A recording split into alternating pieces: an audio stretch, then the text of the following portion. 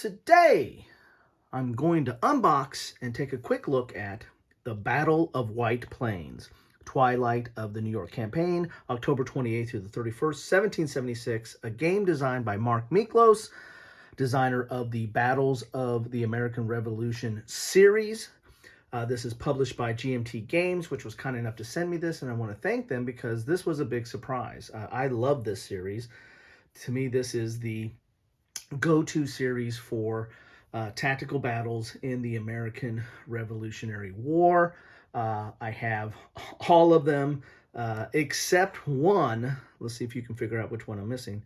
But I've done some coverage on this. I'll put a link to it in the video, and I'm probably going to do some more in the future. I'll definitely want to do, other than this first look, I'll probably want to do a little bit, either an after action or a little bit more discussion on this game, the Battle of White Plains, because this is the biggest box of the series, and it's the heaviest because this one, I believe, has a mounted map board or boards.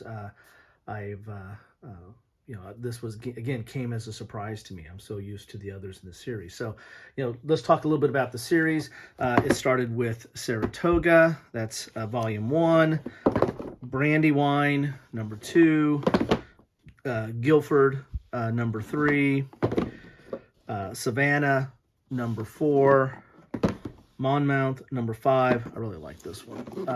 Pensacola, number 6. Germantown, number 7, and Newton, number 8. And this one is number 10 in the series. So this is dealing with the New York campaign. This is not just one battle. I think there's 3 battles in this. One might be a hypothetical, but it has at least 3 battles, I think, in this game. Again, has mounted map board, so upgraded components. Excited to get and look into this box. So let's get to it. But let's take a look at the back, the box first. Here's your map. The maps are, I like them. They're very nice. They cover the terrain and the roads and any other features very well. They're very clear. I like the look of them. One of my favorite ones is the Saratoga map. It's so wooded and thick, and you can kind of see what the forces were having to deal with there. The counters are very clean and crisp. You have your leader counters. Then you have your individual units in the game. And again, the series covers a lot of different aspects of the American Revolutionary War. There is Native Americans involved. There's not just U.S. and British. There is some sieges involved and the like. It actually goes in some games that are kind of, on the fringe of the American Revolutionary War, both in time and aspect. So game contents: 2 mounted map boards, 1 full-size counter sheet, 1 half-size marker sheet, 52 opportunity cards, 16 tactics cards. The games did not start off with cards, but over time they added some cards to the game, so it'd be interesting to see what that looks like here. There's 2 player aids. There is the Battles of the American Revolution series rulebook, Battles of the White Plains exclusive rulebook. So you're going to have the series rulebook that covers all the various different games, but then you have the exclusive rulebook that's probably going to talk about rules specific to this engagement here at the White Plains, but also probably have specific scenarios as well. 2 10-sided dice, 2 players, 2 to 8 hours. Complexity is 6. I mean, this isn't the most complex tactical game. I played this as, I would put this maybe on par with Men of Iron, but less than Great Battles of History. Solitaire is low on this because there is some hidden information, I guess, with the cards. I tend to play the other ones two-handed quite a bit, and that there's no solitaire specific element to this series. And with the more cards you have, then that kind of takes away from it. But you can still do it two-handed. You might have to walk away, get a cup of coffee, then come back to it. Game time is 1 hour per turn. Map scale is 200 yards per hex. So let's get inside this and see what we have for us. I heard about this one but I haven't been keeping up with the series. I've stopped at 8, and I need to keep up with it, but I got into other things. So nice thick box. I mean, that's a good size box there. Typical GMT thickness. You have the Battles of American Revolution series rulebook, which is 16 pages. This is an expanded sequence of play. So this is the game here. Again, this looks a little bit, as I said, it had a 6 or 7 in complexity. I don't find it that complex. I mean, I have to, whenever I pick this up, I have to read through it and figure out what's going on, but it usually is it comes back to me pretty quickly. You have some charts here in the back, close combat, tactical matrix. That's where some of those cards come into play. That's actually reminds me of the tactical matrix, goes back to the 1776, the old Avalon Hill game that had tactics cards. You have Army morale here. So really the rules are 14 pages. If you look at the series rules here. It is typical GMT fashion of color with examples, or at least showing some of the counters. Dual column, you've got components, terminology, how to win, sequence of play. And they consistently have this like 3 victory levels: decisive, substantial, and marginal. And that's going to be described in each of the the exclusive rules. And in this case, there might be, if there's 3 scenarios, then there might be different winning conditions for each one of those scenarios. Initiative, key part with leadership here, stacking, zones of control, movement, rifle fire, defensive artillery fire, close combat, and some examples of that. And then you get into the tactical cards. That's really for combat. You've got momentum, combat results, talking about pinned units, and then leaders. Leaders are very important in this time period. The rally phase, unit phase, and army morale. So there you have, that's the series rules. Not that, doesn't look that deep, right? And I don't think they've really changed much over the time period. I'd have to take a look at that. Here is the exclusive rule books, and this is a lot thicker, as you can see here. It's got an example of the sequence of play here. It's 36 pages, but you also have some, let's see, what is this? This is a template here to use. You've got manifest for your counters. That's always nice. So you can kind of keep track of your counters, especially if you buy this used or something. You can see what counters you're missing. Here's orders of battle. So a lot of this is just information. And this right here, it looks like there's several pages here of the Battle of White Plains. So you get a little bit of historical context, and that's why I play these games. Maybe that's why you play them too. So really, the rules look like they're on like 22 pages. Let's take a look at them from the beginning, or these exclusive rules. It talks about the counter sheet, some differences in the counters or the cards. You have these opportunity cards. I think that's relatively new. I got to go back and see where I left off. Don't know if Newtown had that or not. You've got prepare for play, game length, how to win. Here's your different win conditions. Series rules variation. So these are the rules that are different than the series rules for the White Plains game. Looks like there's a few pages of that, at least 3 or 4. And then you get into special rules. Looks like there's 3 or 4 pages of that, actually a little bit more. Then you get into special units.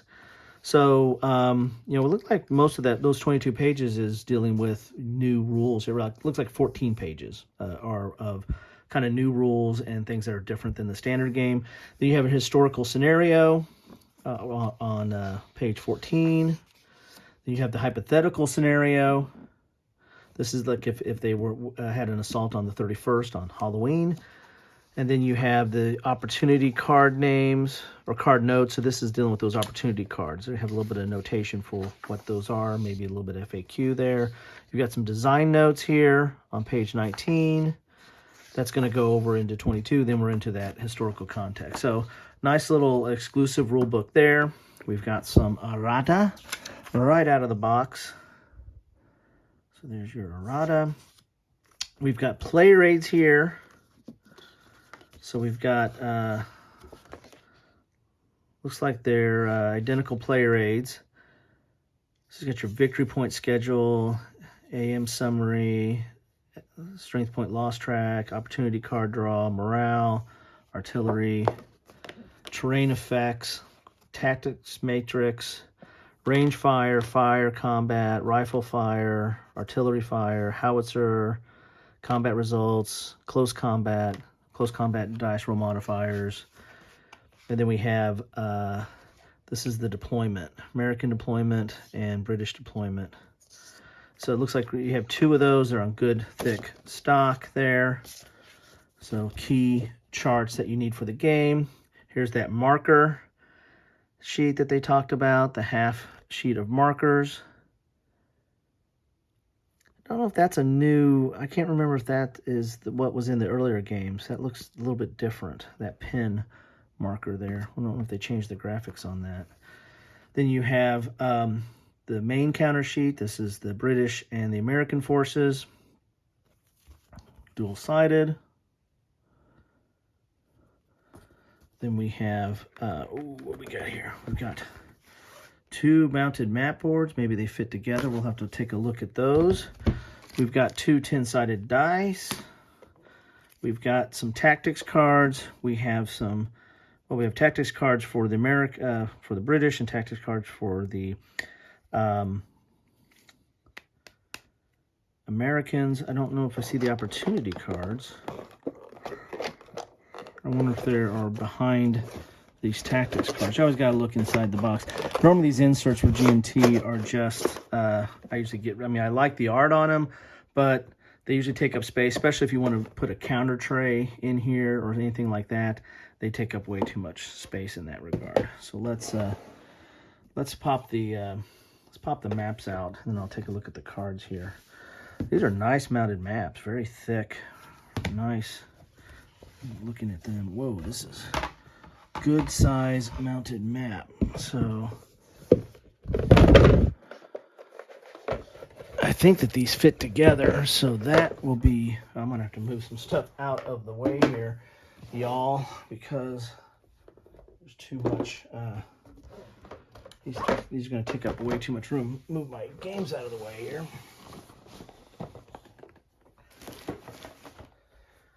Let's put this over here.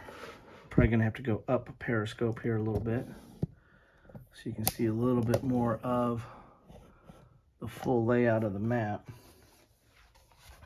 Put this one out here. Wow, that is a big map. Now it's bowing a little bit. It's kind of puffing up a little bit, but that will lay down in good order right there. So how far do we got to go up here to take a look at this whole map here? You're going to see my whole game board here. So here we go. So there it is. Mounted map, fits together in 2 pieces there. A lot of charts on here. Let's go back down and do a little bit, you know, close in so you can see some of the graphics and whatnot here. So we got here, we've got you've got some tables here. You've got some holding boxes for Tarrytown and transition box here. We have the Army morale track, terrain key here on the side. Let's go over here a little bit so you can see it. Looking at you can see the nice effect of the terrain here. I kind of like that. You have a strength point loss table up at the top there. Let's take a look at that. We got Horton's Pond here. We've got Goose Island. We've got Hatfield Hill. So you've got all kinds of nice terrain features there. You see more of this morale track here. Let's look at the other map here to see what it looks like. You've got the White's Plains. You got leader summary table, Patriot militia attrition table. You've got capture unit holding box, eliminated unit holding box. about the Legend of Sleepy Hollow. Okay, cool. Taking a couple tracks up here. Here's your turn track up at the top here. Looks like it might have some notes for reinforcements or units coming on board or maybe leaving. Got retreat priorities. This map looks a little bit more open, as you can see here. Anyway, so very nice mounted maps. They're one-sided. So there you have it. I don't have enough room on my table because I got a bunch of other stuff out there. So that is White Plains. Let's go from that perspective there. The Battle of White Plains, the latest in the Battles of the American Revolution series. This is number 10 on the list here. Get quite a bit of goodies in this box. You know, nice counters, and the counters are all consistent. These look like everything else in this series. I like the consistency there. This map is a little bit different because all the maps before were paper. This is the first mounted map. I believe I don't have number 9, but this is my first mounted map. So this is a little bit of a different change. You know, the player aids look consistent with what they've done before. Some errata. You've got the exclusive rule book. This is a little bit, again, more extensive than in the past because you have 3 scenarios in here. The other ones don't have as many scenarios. You got the back of the box here. One thing I got to get into is the cards. I forgot about the cards. They had both tactics and opportunity cards. So let's see what we have here. Let's look at the Americans first. And these are typical GMT, so they are good. So the tactics are on the front and the opportunity cards are on the back of each one of these. So here's your tactic cards. Typical GMT fashion. They're a little stiff, not super thick, but not thin by any stretch of the imagination. And I don't think this is not a deck builder, so you're not like shuffling and moving these around so much. So it's not like you necessarily have to sleeve those. But you got your different tactics, you know, frontal assault, turn, withdrawal, refuse flank, skirmish, stand fast.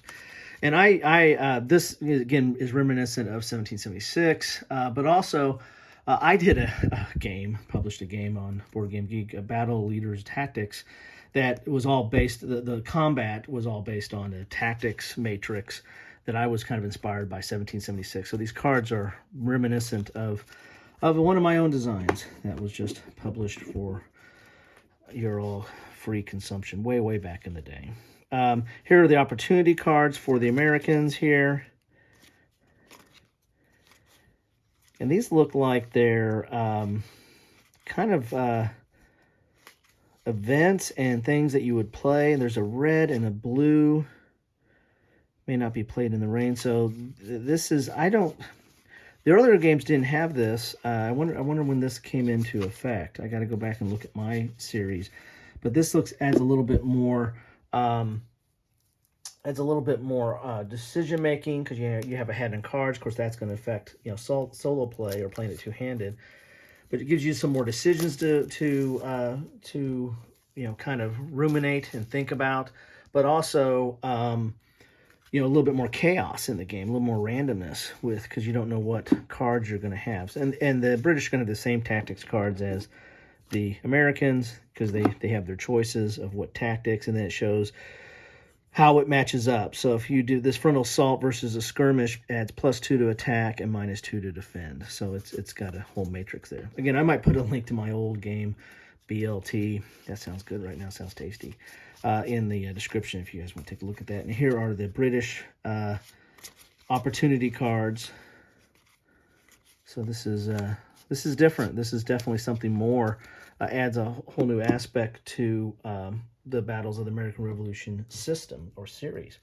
So there you have it. That is what you get in a box of the Battle of White Plains, the latest installment, volume number 10 to be exact, of the Battles of the American Revolution. This was a surprise, and this is going to take up some of my time because this looks very interesting. This looks very nice. Big board, big mounted board. Again, that's so different than what I'm so used to in this series. And some of you might not like it because, if you use plexi, you're used to just putting down the paper mat and putting plexi. This is a big mounted mat board here. So anyway, love to know your thoughts on it. Do you like this series? Have you been keeping up with it? What do you think about this latest edition? What do you think about these opportunity cards? Love to know your thoughts on that. Thank you so much for stopping by and spending some time with me and taking a look at this with me. I'll try to do some more on it soon. But the best way I know that you stop by is drop a comment. Let me know what you think about this. Think about the series. Think about anything that is going on with this aspect or even this period, the American Revolutionary War. There's there's probably more. Well, I don't know about that. But it used to be there was more strategic games than there were tactical, but there's quite a bit of both now. But love to know your thoughts on that. Again, thank you so much for stopping by, and take care. Have a good one.